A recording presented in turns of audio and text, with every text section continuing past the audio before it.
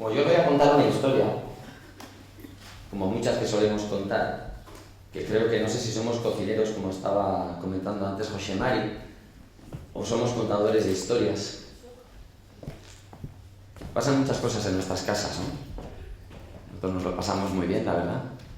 Y os vamos a contar un poquito, bueno, yo le llamaba cultura de interacción. Vais a ir viendo cómo Mugaritz, que ahora tiene 18 años, va a tener 19 pronto, pues todo ha pasado muy rápido. Y yo diría que, evidentemente, nosotros no encontramos una gastronomía desnuda, ¿no? Había mucha gastronomía hecha. Nosotros, desde luego, encontramos un terreno sembrado y quizá lo que hicimos fue aprovechar ese terreno sembrado e ir cultivando, ¿no? Ir cultivando una cultura de interacción. Latitud 43 grados, 16 minutos, 20 segundos. Longitud 1 grado, 55 minutos, 2 segundos. Y esto es lo que es Mugaritz, ¿vale? Esto ahora y hace 19 años también. No sé si veis, hay un parking un poco extraterrestre, ¿vale? Eso es el parking de Mugaritz. Hace 19 años. A mí me gustaría decir, y aquí hay gente que ha vivido esto desde el principio, me gustaría decir que este es el sitio que Mugaritz había deseado desde el principio.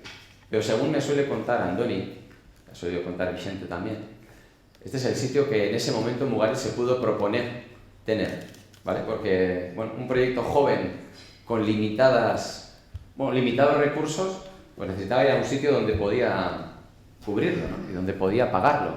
Y esto era un caserío, es un caserío, que está en la mitad de la nada, diríamos. Muchas veces la gente tiene la duda si está en Rentería, si está en Astigarraga, si está... Bueno, es un caserío, se llama Zazulueta, y ahí decidimos poner Mugaritz. Ahí es donde empezó toda la historia de Mugaritz. Y me voy así de atrás porque yo diría que la cultura de la interacción en Mugaritz es algo, bueno, que está desde el origen, ¿no? Así es como lo conocemos hoy en día. Mirad, pues está rodeado, los vecinos que nos dejan sacar fotos de vez en cuando, ¿eh? Y esto es un poco lo que conocemos de ese universo de Mugaritz, ¿no? Estas son fotos que nos sacó Per Anders Jochersen para el libro de Mugaritz de hace 4 años, 3-4 años del libro de Mugaritz. Y es un universo que hemos construido y que además se ve asiduamente en muchos otros restaurantes, en muchos otros proyectos, rodeados de cultura, naturaleza. Pero la verdad, esto es una foto de antes de abrir Mugaritz. Diría un mes antes. Un mes, sí, por ahí. ¿Y yo por qué lo sé? Pues por algo muy sencillo. Los que habéis estado en Mugaritz probablemente lo conozcáis. Pero ahí a la izquierda hay un terreno yermo, que es lo que es la huerta de Mugaritz. Hay mucha gente que no ha conocido Mugaritz sin la huerta. Y hay un espacio que todavía no está cultivado. Y esto tiene mucha significación, esta foto tiene mucha significación. De hecho, Leire, que es la responsable de la huerta, nos decía, hostia, si esta zona de aquí de seto, tampoco es seto, no, ni esto es seto, ni lo que está ahí. A la izquierda hay una higuera, el árbol de la izquierda es una higuera que murió hace 5 años. El fresno que hay a la derecha lo vamos a cortar este año. El roble no ha muerto, pero se ve que con los árboles tenemos una dificultad. Bueno, todo ha ido cambiando, ¿no? Hablaba con una persona de Mugaritz y me decía, hostia, si esto parece... Me dijo Valladolid, ¿no? Pero no, esto es Rentería, ¿no? Si tuviera que describir algo de esta foto, esto es un sitio de hace 19 años donde había mucha ilusión y nada de alma. Mugaritz estaba desnudo, en este momento era un proyecto desnudo. Todo para construir, ¿vale? Hombre, a nosotros se nos vincula con la naturaleza, ¿no? Cuando tú todavía hablas con la gente que llega a Mugaritz, de hecho, nosotros cerramos ayer dimos el último servicio y la gente cuando se marcha y recuerda lo que ha hecho allí, todavía siguen recordando Mugaritz como un restaurante en el que básicamente se trabaja en torno a las verduras, a las hierbas, toda esa cultura de lo vegetal que hoy en día, os vuelvo a repetir, es súper natural, se ven muchos de los proyectos que hemos visto anteriormente, pero os juro que en el 98 nadie, excepto seguramente Michel Bras y alguno que otro, se preocupaba de una cultura de naturaleza, vegetación, cultura... Bueno, era un territorio todavía por conquistar, ¿vale? Entonces aquí habéis visto una serie de fotografías que me gustaría preguntaros, ¿quiénes de vosotros tienen menos de 25 años? Levantar la mano. ¿Sí? Cuando se hicieron estas fotos, todos vosotros teníais menos de 10 años. Hace 15 años que se hicieron estas fotos. Y yo todavía no me lo creo. Probablemente la demostración esta es que habéis visto a un chico joven ahí, ¿vale? Que tenía 30 años, los mismos más o menos que Vicente. Y en ese momento se estaba apostando por una vía que todavía no se conocía. Y era la vía de la, vamos a decir, naturaleza, ¿no? Nosotros construimos una identidad a través de la interacción. No os lo he dicho, yo soy de Oyarzun, ¿vale? Seguramente no conoceréis dónde está Oyarzun. ¿Alguno conoceréis el restaurante Zuberoa? Yo soy de un pueblo. Siempre suelo decir, y nos solemos cachondear en Mugaritz, de que si yo hubiera seguido en mi pueblo, todavía llevaría boina y criticaría a Mugaritz. Sería de los primeros críticos con Mugaritz, porque no hubiera entendido qué es lo que es Mugaritz. Para mí sucedió una cosa maravillosa en el año 2001. ¿Y sabéis lo que fue? Mugaritz no funcionaba. Mugaritz se iba a pique. Hacíamos cocina creativa, hacíamos cocina, creíamos que era de vanguardia, de los diferentes sitios donde habíamos venido, empezamos a inventar platos y a hacer una cocina arriesgada. Pero resulta que había otros restaurantes aquí alrededor que se llamaban Arzac, Aquelarre, Martín Berasategui, Zuberoa, que evidentemente se llevaban la clientela, que no nos llevábamos nosotros. Entonces nosotros tuvimos que buscar otra vía, y yo recuerdo aquella época con dolor, mucho dolor de incomprensión, de juventud, no poder salir adelante. Supongo que muchos de vosotros querréis tener un restaurante a futuro o lo que sea. Yo creo que es un caso bastante ilustrativo el de Mugaritz. Seguramente este lugar no hubiera sido posible en otros sitios. Salto los rollos. Primera interacción. Sociedad de Ciencias Aranzadi. Año 2001-2002. ¿En qué nos ayudaron Paco Garín y Iñaki Ezpuru? Nosotros, de no trabajar, empezamos a mirar qué había alrededor. Y dijimos, la naturaleza. La naturaleza, ¿qué se ha hecho aquí? Nos dijeron, bueno, se han comido plantas. Vamos a empezar a mirar qué hay alrededor. Y surgió esto. Año 2003. Nosotros editamos... Bueno, el año 2003 fue para trabajar clorofilia, ¿vale?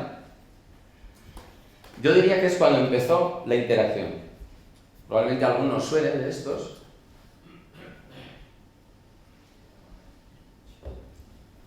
Miguel Sánchez Hostiz, Asier Echeverría, Unai Ugalde, Santos Bregaña y Pepe Lu. Y como suelen terminar muchos libros, este libro se acabó de imprimir el 23 de mayo del 2004. Esto fue Clorofilia. Este es el libro que más compraron los chicos que terminaron el stage ayer en Mugaritz. Es como esos grupos de música que han hecho el primer disco y no se lo pueden quitar de encima. Pues este es nuestro primer disco. Hombre, puedes vivir con dolor o puedes vivir con amor este disco. Pero este libro fue el que nos dio la identidad. Sin esas personas que habéis visto anteriormente, este libro no hubiera sido posible. Nuestra identidad no hubiera sido posible. Para mí esto es maravilloso. Esto es un calendario de la floración de las hierbas que se hizo en el año 2003 con la Sociedad de Ciencias Aranzadi. Esto es la altura a la que crecían las hierbas. Y esto es una forma en la que se cuentan historias sobre hierbas a través de literatura. Esto es maravilloso. Claro que es maravilloso ahora. Pero yo os puedo decir que en el año 2003 yo no me enteraba de lo que significaba esto. Yo no era capaz de entender qué estaba sucediendo en ese momento. Estábamos yendo a tientas. Y sobre todo lo que surgió fue una estética. Claro, yo veo esto hoy. Yo todavía soy de los que alucina viendo el libro de Michel Bras, pero me vais a permitir, yo todavía alucino viendo estas fotografías del año 2003, que a mí me gustaría que fueran eternas. Y si no hubiera sido por ese equipo de diseñadores, fotógrafos, botánicos, cocineros, llámesele como se le quiera llamar, esto no hubiera sido posible. Y nosotros necesitamos ese libro para construir nada más y nada menos que una identidad. Sin eso nosotros no hubiéramos sido posibles. Es como si hubiéramos necesitado de otros para generar nuestra identidad. Cuando digo método, aquí voy a pasar un poco rápido. Esta es otra interacción. Seguramente lo sabéis de sobra. De hecho, es una de las instituciones que colabora con el Basque Culinary Center. ASTI, ¿vale? Que nos ayuda a colaborar en la ciencia. Vosotros tenéis la suerte hoy en día de estudiar sobre ciencia, gastronomía, todo lo que puede suceder alrededor de la mesa. Nosotros no teníamos esa suerte. Nosotros tuvimos que ir a por la gente a buscar para que nos explicaran qué coño pasaba en los platos. ¿Qué es esto? ¿Qué es lo otro? ¿Por qué el caramelo? ¿Por qué la mayonesa? ¿Por qué una fibra? ¿Por qué una gelatina? ¿Por qué una proteína? Todavía nos lo preguntamos, pero bueno, ellos nos ayudaron mucho en esto, ¿no? De esto también surgió la revista científica, que es, como os decía, nos ayudó a generar un método y sobre todo, esto es el comedor de Mugaritz, un sitio bastante tranquilo, un sitio en el que la gente va a disfrutar y a dejarse llevar y que tenemos la suerte de muchas veces traer a la gente a la cocina. Esto es Osvaldo, que casualidad además ha abierto su propio restaurante y a mí, bueno, me hace mucha ilusión. Ha abierto el lunes pasado el primer restaurante, que es el restaurante más chiquito, se llama Leli, y probablemente en poco abrirá Lorea, un nombre de aquí, que se lo ha llevado allá, y va a abrir un restaurante, ¿no? Él es él atendiendo a un grupo de clientes, ¿vale? Mientras en la cocina Jade, Javi y otras 40 personas están dando el servicio. Para que esto pueda suceder, para que se pueda simultanear un servicio a full y gente disfrutando en la cocina y disfrutando en la sala, como os estaba diciendo, hace falta un método. Parece una tontería, pero nosotros generamos un método para que pudiéramos estar tranquilos. Esto no es cara a la galería, ¿eh? No son colaboraciones cara a la galería para que luego puedas decir que has colaborado. No. Estos van al núcleo, a la génesis del restaurante. Nosotros hacemos este check-in, que parece una chorrada, son las recetas del restaurante, que solemos repasar cada servicio para que cuando empecemos el servicio la gente esté enchufada y esté tranquila a la vez. Yo hoy en día disfruto los servicios porque tenemos el servicio controlado y la gente pasa a la cocina y disfruta con nosotros. No es una tontería. A nosotros nos ha cambiado la forma de trabajar y la forma de disfrutar del restaurante. No sé dónde vais a ir a trabajar, pero si no disfrutáis de lo que hacéis, no podréis trasladar a la gente el placer. Y nosotros lo compartimos con ellos. Y a través de sistemas muy sencillos. Una perspectiva. ¿Qué sentís cuando vais a los restaurantes? Qué pena que no tengáis cada uno de vosotros un micrófono. ¿A qué vais a un restaurante cada vez que vais a un restaurante? Yo, los que están cerca mío, ya saben que no tengo redes sociales. Ninguna. No tengo ni idea. O sea, no sé, mi chica abre el Facebook y le digo, ¿qué es eso? ¿Y qué estás mirando? Me dice, el muro. No, un amigo que me ha puesto una referencia. El Twitter. Hoy en día, todo lo que pasa en el restaurante, o todo lo que pasa en Mugaritz, se relata a tiempo real. No sé si hoy estáis, tuiteando, haciendo lo que sea, ¿vale? Está muy bien trasladarlo a la gente, pero ¿qué pasa allí? Nosotros no sabemos lo que siente el comensal y necesitamos saber qué siente el comensal. Mira, en el Noma los cocineros suelen salir al comedor, ¿no? Y yo al principio pensaba, vaya fricada, vaya columpiada. Os digo que hoy yo desearía salir al comedor para saber qué es lo que siente un comensal. Nosotros hicimos un experimento hace un año con varias universidades alemanas, bueno, en Göttingen, Humboldt, alguna de Berlín, en Madrid, para saber realmente qué es lo que sentía el comensal cuando iba. No sé si lo he traído. Esto es un tocho. Bueno, me he traído el check-in, me he traído de todo. Mira, esto es de verdad, esto es el de ayer, ¿eh? Ayer cerramos el restaurante con esto. De Meal Experience le llamamos, ¿vale? Este era un proyecto que hicimos con estas universidades en el que desarrollamos una aplicación para que en el momento en el que estaban comiendo nos pudieran decir lo que sentían cuando comían.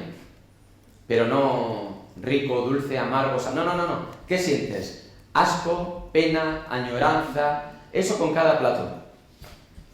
Lo hicieron durante la comida, era un poco pesado, ¿eh? No lo hacían con este cuaderno. Era toda una aplicación, aquí están los platos, ¿vale? En la aplicación había fotos de platos que estaban comiendo y ellos iban rellenando lo que sentían. Lo hicieron durante la comida, lo hicieron después de la comida y lo hicieron a los 3 meses. 80 personas. Nosotros queríamos saber qué es lo que sentía la gente y si cuando había entrado tenían una actitud creativa, porque creemos que para ir a un sitio así hace falta una actitud abierta, y cuando se marchaban se iban más abiertos o menos, y a los 3 meses qué perduraba en su memoria. Pues nos ha enseñado muchas cosas. Nos ha enseñado que mucha gente llega a Mugaritz sin saber qué es lo que pasa. No han mirado nada, ni en las redes, ni en la web, han ido por una guía. Bueno, si entráis al TripAdvisor de Mugaritz, volvemos a ser los cuartos de Rentería. No es ninguna broma, ¿eh? Somos los cuartos de Rentería. Algo hacemos mal, ¿no?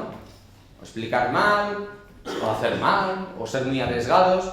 Esto nos ayuda a conocer qué es lo que sentía el comensal allí. Mirad, una foto muy curiosa. Esto es la realidad de Mugaritz.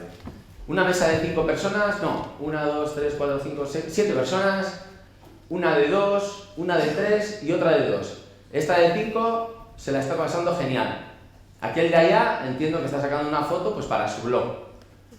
Aquí es una familia, 2 padres con una niña que estarán hablando del ejercicio de iniciación de la niña, y ahí atrás una pareja que, bueno, pues parece ser que están bastante pensativos, ¿no? Esto es la realidad de un comedor, y nosotros tenemos que saber a qué ha venido toda esa gente. Pues para eso era ese proyecto, ¿no? Este fue el proyecto, mirad. Siempre fue la mesa 4, porque en los restaurantes siempre cada mesa tiene un número, y esto era la mesa 4 en Mugaritz. Casualidad. Esta mesa de la derecha son gente bueno, si los conocéis, son el Arrufat, el Diego Prado, el Jorge Bretón y compañía, que los tenemos allí como de inquilinos. Y aquí esto era la mesa 4, en el que había un monitor que estaba grabando a las 4 personas, y aparte de ese cuestionario, se les estaban grabando las caras. Y luego con entiendo que unas aplicaciones para leer el movimiento facial, veían si se correspondía a lo que escribían, con lo que vivían. Eso nos ha ayudado a conocer al comensal de Mugaritz. Nosotros nunca hablamos de personas que comen, sino de cómplices, ¿no? Para que en Mugaritz salga bien una experiencia necesitamos de la complicidad del comensal. Si no, apaga y vámonos, si no, no estaríamos en los cuartos de Rentería, estoy seguro. Herramientas. Claro, para actuar nosotros, para interactuar con ese comensal y para creerte las historias que estás diciendo, necesitas herramientas, necesitas una actitud. Ayer todavía yo estaba con Joserra, que es el maître de Mugaritz, hablando de qué tipo de estrategias necesitamos generar para el año que viene para integrar al comensal. Y de hecho, bueno, ahora en enero volverá a empezar la época de creatividad y tenemos que empezar a pensar en una nueva colección para que volvamos a enganchar a ese comensal, ¿vale? Pues esta gente, ellas eran Bicho Eres un Bicho, eran Idoia, Filipa y Itziar, son las primeras chicas con las que empezamos a trabajar en lo que era teatro, interacción, experiencia. No menú, experiencia. Ellas nos pidieron traducir a sabores la esencia de su cuerpo. Una chica era brasileña y la otra era vasca. Una nos dijo que era picante y la otra nos dijo que era salada. Nosotros destilamos el agua del mar y las pimientas. Pero sobre todo lo que nos interesó fue qué tipo de experiencia generaban ellas. Con ellas aprendimos, y con la Fura probablemente todavía más. Una compañía de teatro que nos pidió colaborar para desarrollar una obra de teatro que se llamaba La degustación de Titus Andronicus, en el que ellos por primera vez, si conocéis la compañía, ellos son bastante gore, ¿vale? Son bastante potentes, por primera vez querían integrar lo que era la alimentación en la obra de teatro. ¿Se puede oír?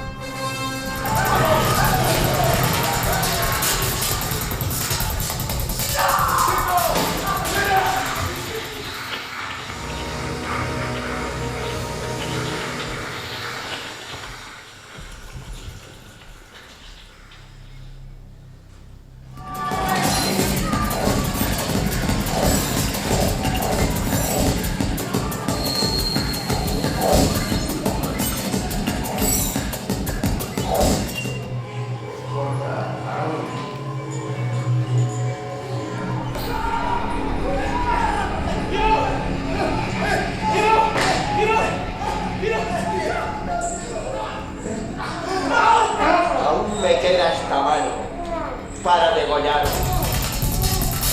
Ven, Lavinia, tú recoge la sangre.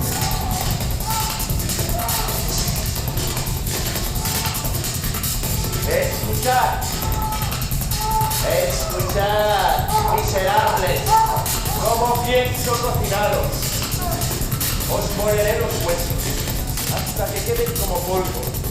Y después, con la sangre, haré una pasta y con la pasta, una empanada que voy a rellenar con la materia que tenéis en vuestras infames cabezas. Y se la ofreceré a aquella puta que hará como la tierra, devorar a sus hijos. Este será el banquete que le prepararé. Yo seré el cocinero. A la cocina. Venga, que se presenten inmediatamente. Y ya están aquí. Los dos, cocidos en el pastel de carne, que de forma tan glotona se ha tragado su madre. ¡Loco miserable! ¡Muere por lo que has hecho! ¡No! ¡Medida por medida! ¡Y muerte por muerte!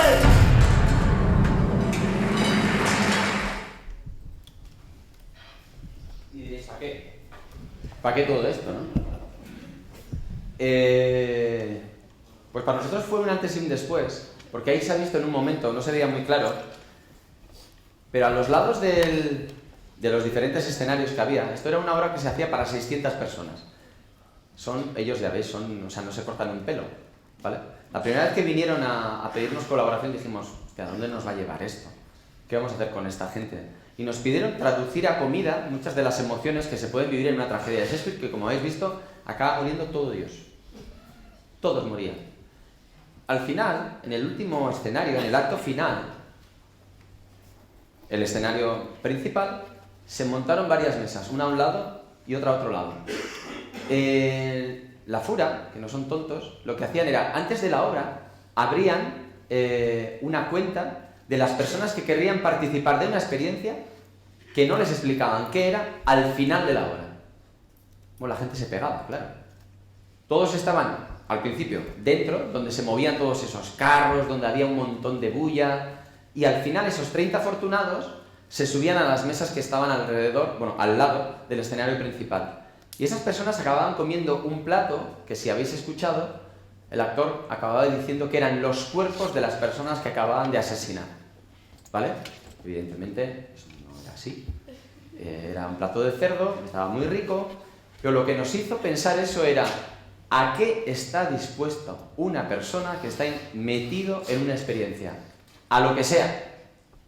Lo que le pidas, solo lo tienes que enganchar. Si tú tienes las herramientas para enganchar a esa persona, le puedes proponer lo que sea. Hay gente que viene a Mugaritz escéptica, y hay otra gente que, si la has introducido bien, te dice, dame lo más raro. Si nosotros no hubiéramos tenido la certeza de que eso es posible, no lo hubiéramos hecho nunca. Pero esta gente nos ayudó a entender que probablemente era posible, ¿vale? Y para nosotros eso no fue nada gratuito. Os voy a contar una historia para mí muy bonita. Esto es un plato. Esto es un plato de Mugaritz. Estos son los bocetos del Javi. Javi estaba ahí cocinando, en el vídeo anterior, ¿vale? Es uno de los cocineros de Mugaritz, de la creatividad. Y siempre le pedimos que pase a dibujos sus ideas iniciales. El año que viene ya ha prometido que el 12 de enero, porque empezamos el 11, ya empezará a dibujar en la pared todos los dibujos de los platos que hemos ido pensando durante este año. Esta idea, que es un poco naif, era la idea de un plato, un juego, en la mesa, ¿vale? Y esto es lo que fue finalmente ese plato. Igual alguno de vosotros lo conoceréis. Bueno, no sé si voy a abrir esto. Sí. ¿Sabéis lo que es? Bueno, la pieza de abajo es una taba. Una taba. Igual los que hemos dicho que teníais menos de 10 años en el 2002 no lo conocéis. La taba es el hueso del astrágalo, normalmente del cordero, y tiene esta forma. ¿Vale? Son unos huesitos. Bueno, estos son de plástico, ¿eh? Los hace una empresa de Valencia. Todavía hay gente que hace cosas viejas, ¿vale? Y este era un plato que nosotros desarrollamos entre 4 o 5 diferentes instituciones, organismos. Estos son los talleres de cerámica de Arita. Arita está en Japón, en la prefectura de Saga, ¿vale? Han cumplido este año, eso es, han cumplido 400 años y nos han invitado a ir. Me hacía mucha gracia porque cada vez que hablas o con un japonés o con un coreano o con un chino tienen unos líos. Lo digo ¿por qué? Porque en teoría estas fábricas de porcelana o cerámica se abrieron trayendo a prisioneros coreanos a Japón para que desarrollaran la cerámica, lo cual aprovechan para decir que la cerámica no era japonesa sino coreana. Eso cuando no entran los chinos, ¿vale? Entonces estos son los talleres de allí, en el que desarrollan toda la vajilla. Esto es lo que hizo el señor Terauchi cuando nosotros le dijimos que queríamos tener una taba como vajilla. Ellos habían venido 1 o 2 años antes a decirnos cómo podemos introducirnos en Europa con nuestro material. Y bueno, pues si queréis entrar con nosotros, pues entraréis seguramente con creatividad o con nuevas piezas. O sea, no os podéis imaginar el virtuosismo que tiene esta gente para desarrollar cualquier tipo de pieza, pero les faltan las ideas. Digamos que le faltan las ideas. No digo, bueno, pues oye, pues si es por ideas, vamos a hacer una taba que se pueda utilizar para comer en Mugaritz, ¿vale? Y eso es. Esto son estos 3 libros que hay aquí. Tortolo Sha se llama, ¿vale? 1, 2 y 3. Esto es el trabajo de conceptualización que desarrolló Oriol Comas, que es otro personaje muy raro también, que es un desarrollador de juegos. Existe gente que desarrolla juegos. Pues esto es la gorda es la bibliografía, ¿vale? Y las pequeñas son la conceptualización del juego, porque todavía no os he explicado el plato, probablemente lo sepáis. En esa bibliografía están todos los trabajos de búsqueda que ellos hicieron a través de la historia de lo que había sido el juego del astrágalo, de lo que es la taba. Para el que no lo sepa, este hueso tiene 4 lados. Tú lo echas, pues queda en un lado. Y aunque no parezca, cada uno de los lados es distinto. Es el dado original con el que se jugaba. Y como podéis ver, a través de la historia se ha ido jugando con él. Pero si yo os dijera que pensáis en un juego para hacer en un restaurante, Mugaritz, en el que el 70% de los clientes son extranjeros, seríamos incapaces de imaginar lo difícil que es pensar un juego para que todo el mundo lo entienda, sin que haga falta un camarero, sin que haga falta una persona en el servicio. ¿Y cómo haces eso? Pues con el siguiente colaborador, que era Perico, nuestro Perico, ¿vale? Es Pedro Rodríguez Le, se llama.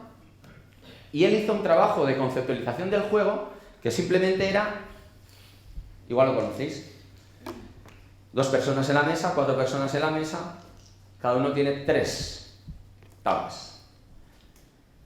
Traes el plato, que en realidad el plato era esto, era una lámina de papel que pone Tortolo Sha, y tú tenías esto delante. Y luego, pues bueno, si la persona del servicio tenía tiempo y capacidad, pues evidentemente explicaba el plato, explicaba el juego. ¿Qué entiendes tú cuando ves esto? Y yo, bueno, no sé, pues algo tendré que hacer. 3 tabas, 2 personas enfrentadas, 2 manos, se miran esas 2 personas, eligen cuántos números de dados o de tabas tener en la mano. Yo decido tener una y la saco al centro de la mesa. Volviendo con los chinos y los coreanos, nosotros le llamamos los chinos. O sea, a los chinos no se les puede decir esto, ¿vale? Entonces, cada uno sacaba una cantidad determinada de tabas y luego se adivinaba. Normalmente, esto era un poco lo que sucedía en el comedor. Las mesas estaban jugando con las tabas y había una persona afortunada que ganaba. Y esa persona que ganaba, a esa persona, al resto de las personas se les servía una royal. una elaboración de huevos, caldo de ave, etc. a todos, y al que ganaba se le servía lo que habéis visto antes. Una taba, la taba de Arita, con un cucharón de caviar. A solo uno se apostaba. Y el que ganaba, en este caso Elba, decidía si lo compartía o no. Decidme para qué ha hecho falta, o sea, cuál de estos colaboradores ha hecho falta para que el plato fuera más rico. Nadie. Ningún colaborador para hacer el plato más rico. Todos para hacer la experiencia mejor. Pues para mí es un caso ejemplar. O sea, es un caso ejemplar. Y voy a ir terminando. Una de las cosas que más nos gusta, y que ya pasa, y afortunadamente con otros sitios también, es que ya esa interacción no solo ha quedado en Mugaritz o en las diferentes casas, sino que ha trascendido un poquito. Os decía antes de lo que me gustaba, ¿no? Las fotos de los platos que hemos visto antes. Al principio, ¿os acordáis? Esa estética del clorofilia, ¿no? Pues esa gente que trabajó con nosotros, esos fotógrafos, diseñadores, escritores, generaron en nosotros un lenguaje visual. Un lenguaje visual que ha evolucionado y que a día de hoy puede ser esto, aunque este plato es del año ya 2007 por ahí, ¿vale? Eran unas flores de Taguet, que para mí este plato también, claro, somos frikis, es un antes y un después. Un plato en el que los pétalos de una flor eran el ingrediente principal, cuando todavía la gente no sabía qué textura podía tener un pétalo de flor. Pues L'Oréal Mendian, que es una tienda de ropa, se inspiró en estos platos para desarrollar una línea de ropa, ¿vale? Estos son los helechos, un plato que nosotros a su vez nos inspiramos en una gente de Japón, Mibu, y ellos utilizaron como inspiración para hacer otra referencia, ¿no? Y estas son las malas hierbas que siempre nos han acompañado y que hay gente que puede hacer que sean más bellas. Esto nos sucedió hace 2 años. Y a mí me parece todavía que es increíble, ¿no? Probablemente alguno de vosotros conozca qué es esto. Esto es el edificio principal del MIT, en Boston, Massachusetts. Y tuvimos la suerte de ir allí invitados por un compañero, por Pedro, y no os puedo decir lo que un cocinero... Bueno, la última vez que fuimos, que fue este año, me hizo mucha gracia, porque la noche anterior, como no podía ser de otra forma, fuimos a un sitio en el que se comían ostras y el lobster roll, que todavía nos flipa, y nos encontramos en el bar a Ángel León. ¿Qué coño haces aquí? Y estaba presentando la luz comestible en Harvard. Claro, hemos empezado en el 98. Que unos cocineros, Manuel, permíteme, que puedan tener colaboración con los científicos, colaboración, porque también hay que poner las cosas en su sitio, ¿eh? Una cosa es colaborar, otra cosa es tener resultados, otra cosa es a dónde vamos a llegar, otra cosa es inspirar. Pero solo que se nos abran las puertas para ir a sitios así, lo único que podemos hacer es agradecer que todo esto haya sucedido. Después de terminar aquí seguramente yo me iré a Mugaritz, porque hoy va a ser el último día de los chicos que están en Mugaritz. 40 personas que, como vosotros, se van a ir desperdigando por el mundo. Lo que podemos decirles es que les dejamos un escenario en el que todavía podemos colaborar así y que lo que tenéis que hacer es llevarnos a mejor. Seguramente conocéis la técnica de los moldes de silicona. Esto es un molde de silicona. Es un molde de huevo. Es un plato que tiene mucha significación para nosotros porque lo hicimos en el 2009, que a su vez nos enseñó un profesor de la UPV, Xavier Laca, nos enseñó a utilizar los moldes para hacer un huevo vacío. Nuestro sueño era servir un huevo, que se pudiera comer la cáscara, y lo hicimos a través de esta técnica. ¿Vale? Pues fuimos allí, a Boston, y a este chico, a Pedro, que es una de las personas más brillantes que he conocido en mi vida, bueno, quisimos compartir con ellos lo que hacíamos y le dijimos, bueno, él es experto en estructuras finas. Dije, ¿se puede vivir de eso? Sí. Y se puede investigar muchísimo en ello. Bueno, tanto que a los 2 años de haber ido, Pedro dijo, Bueno, de hecho es que somos más tontos que abundio. Mira, Pedro es este, el de la izquierda, ¿vale? Os he mandado un artículo. ¿Cómo un artículo? O sea, ¿un artículo? Sí, un artículo que hemos publicado. Nada menos que en uno de los espacios de divulgación de The Nature. Sacaron un artículo sobre fabricación de coberturas finas y fue inspirado en vosotros. Y nosotros se nos había olvidado ese correo. Se nos perdió entre tantos. Luego volvimos al correo y nos dimos cuenta que habían hecho esto. ¿Se puede ver y oír? Inspired by the making of chocolate confections like hollow chocolate eggs and bonbons, a group of MIT researchers have developed a rapid fabrication technique and a theory that accurately predicts the final thickness of a shell of a known material given the original rheological properties of that material and the geometry of the mold used for the coating. Their technique consists of pouring a liquid polymer onto curved surfaces, otherwise known as the mold, until they are completely coated and solidified. The specific properties of each polymer used can be distinguished by their varying colors,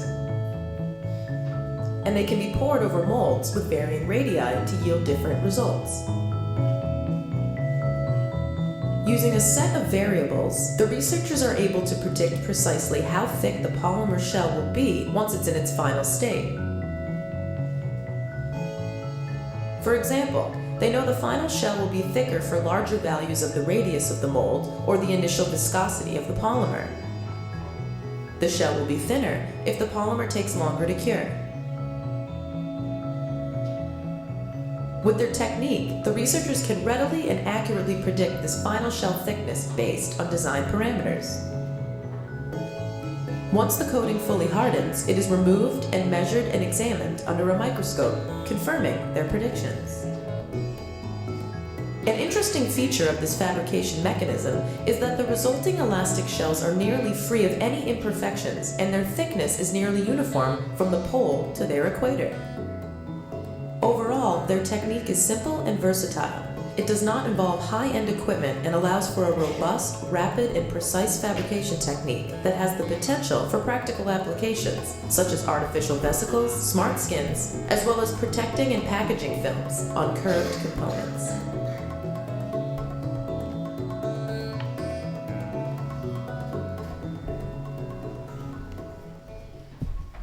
Pues estas eran las conclusiones, ¿no? Empezando por estos huevos, que eran los huevos con los que empezamos nosotros, que son comestibles. ¡Hala! Se rompen, Nuestro sueño era hacer huevos comestibles. Se hacen con manitol. Esto nos los hizo Víctor ayer. Ya estábamos recogiendo todo y le dice, saca el molde y vamos a hacer unos huevos. Bueno, pues podría ser gratuito hasta el momento en el que Pedro, como os he comentado, coge la idea de estos huevos. No os he comentado cómo es en la técnica. Nosotros solíamos coger estos moldes y echábamos un poquito de manitol aquí dentro, que es un azúcar que quema mucho, hay que andar con mucho cuidado. Poníamos así y hacíamos así. De hecho, así es el vídeo de Mugarit, el vídeo sobre los huevos. Resulta que alguien, no sé si más inteligente, desde luego con menos tiempo que nosotros en I+D, pensó que en la cocina eso era insostenible. ¿Y sabéis lo que hizo? Cogió manitol y lo llenó hasta el tope. Una cosa que nunca lo hubiéramos dicho que hiciera. Lo llenó hasta el tope y luego hizo así. Lo volteó. ¿Y qué es lo que quedaba en el molde?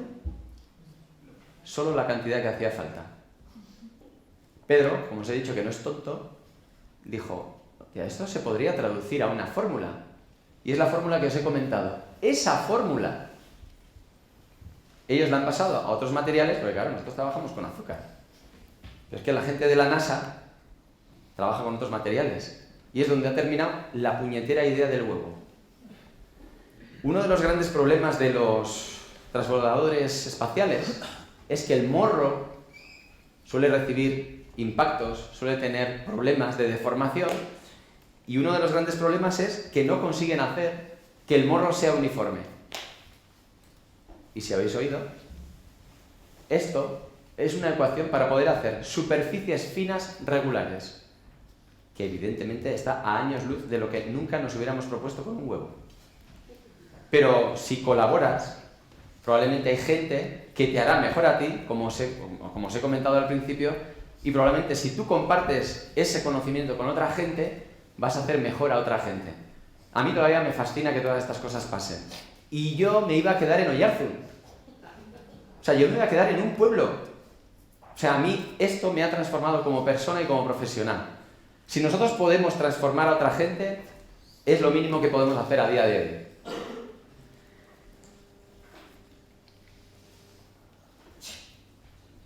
Vamos a ver. Maître, pourquoi avez-vous patronné cette expédition? Parce que je suis comme Robespierre. Je pensais que vous vous Parce que prépariez... Robespierre, il était un jour dans le café, il a vu une foule qui courait très vite, et lui, il a laissé le café, il s'est mis à la tête des gens qui couraient. On lui dit, mais pourquoi on sait que vous allez? Il dit, je n'en sais rien, mais il faut que je suis toujours à la tête de tout ce qui se fait.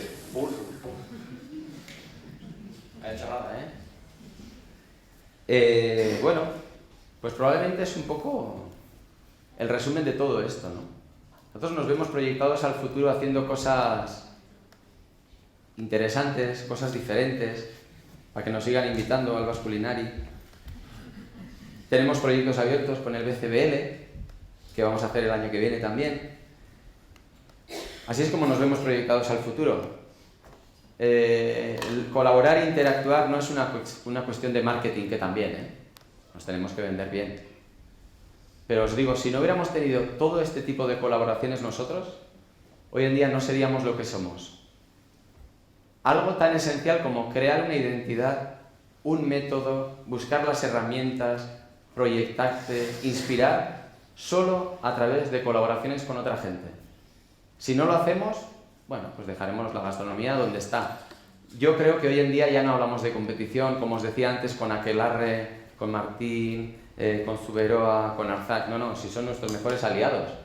Son la gente que nos hace falta para traer a gente aquí. ¿Por qué? Porque tenemos en Dinamarca gente que nos está haciendo competencia, porque hay gente en Chicago y porque hay gente en París. Y si no nos ponemos las pilas, pues nos vamos a quedar atrás. Solo os quería trasladar que todo esto es posible a través no solo de un discurso. Mira, una de las palabras, uno de los motos de este año en Mugaritz era las palabras habitadas. Las palabras que están llenas de significación, pero sobre todo de hechos. Os hemos traído algunas de esas y bueno, espero que os hayan gustado. Vale.